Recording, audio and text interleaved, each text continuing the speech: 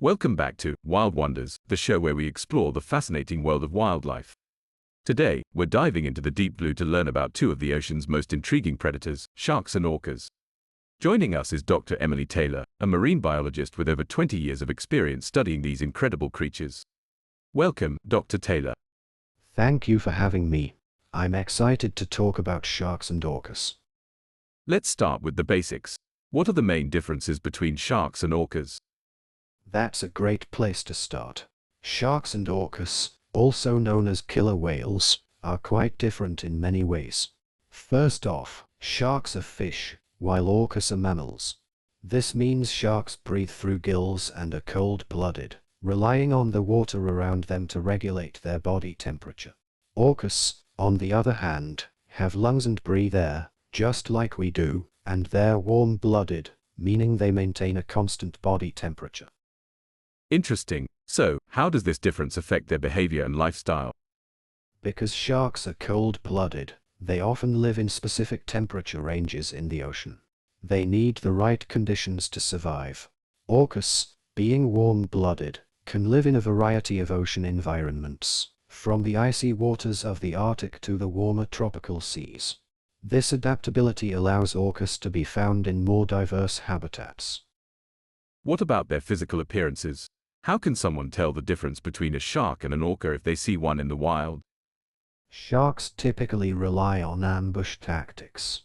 They use their speed and stealth to surprise their prey. For instance, a great white shark might swim below its prey and then launch itself upward in a sudden burst of speed. Orcas, on the other hand, are more strategic and social hunters. They often hunt in groups called pods and use sophisticated techniques, such as creating waves to wash seals off ice floes or working together to herd fish into tight balls. Echolocation. Can you explain what that is? Of course. Echolocation is a technique used by orcas to navigate and hunt in the dark depths of the ocean. They produce sounds that travel through the water, and when these sounds bounce back from objects, orcas can interpret the echoes to determine the location, size, and shape of the objects.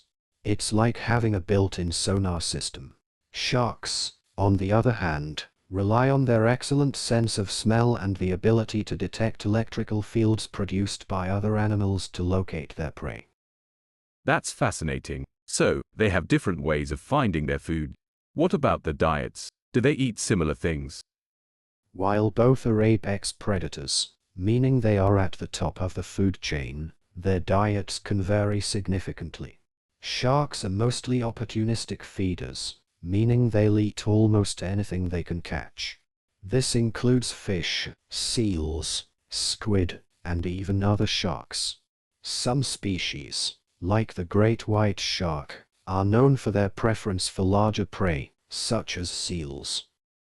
Orcas have a more varied diet depending on their specific type, or ecotype. There are resident orcas that primarily eat fish, especially salmon, transient orcas that hunt marine mammals like seals, sea lions, and even whales, and offshore orcas that feed on sharks and rays. Each ecotype has adapted to its preferred prey and has different hunting techniques. Speaking of hunting techniques, how do sharks and orcas catch their prey? Sharks typically have a streamlined, torpedo-shaped body that's built for speed. They have several rows of sharp teeth and their skin is covered in tiny, tough scales called dermal denticles. Orcas, however, have a more robust and muscular build. They have a distinct black and white coloration, with a tall, curved dorsal fin. Another notable feature is that orcas have a large, rounded forehead called a melon, which they use for echolocation. It sounds like orcas are quite intelligent. How do their intelligence levels compare to sharks? Orcas are indeed highly intelligent. They have complex social structures and communicate with each other using a variety of vocalizations. They also display behaviors that suggest problem-solving skills and learning through observation, much like primates do. Sharks are less social and don't have the same level of complex communication. However, they are still remarkable in their own right, with highly developed senses and behaviors that have allowed them to survive for millions of years. We've covered a lot about the differences. Are there any similarities between sharks and orcas? Absolutely.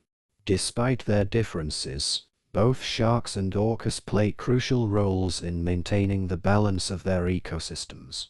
As apex predators, they help control the populations of their prey, which in turn affects the entire food web. Both also face significant threats from human activities, such as overfishing, habitat destruction, and pollution. Conservation efforts are vital to protect these incredible creatures and ensure they continue to thrive in our oceans. What can our listeners do to help with these conservation efforts? There are several ways people can help. Supporting sustainable seafood choices can reduce overfishing pressures. Reducing plastic use and properly disposing of waste helps prevent pollution in the oceans. Supporting marine protected areas and organizations dedicated to ocean conservation can also make a big difference. Education and raising awareness about the importance of sharks and orcas are also key. Thank you, Dr. Taylor, for sharing your knowledge with us today. It's been an enlightening conversation about sharks and orcas. Thank you for having me. It's always a pleasure to talk about these amazing creatures.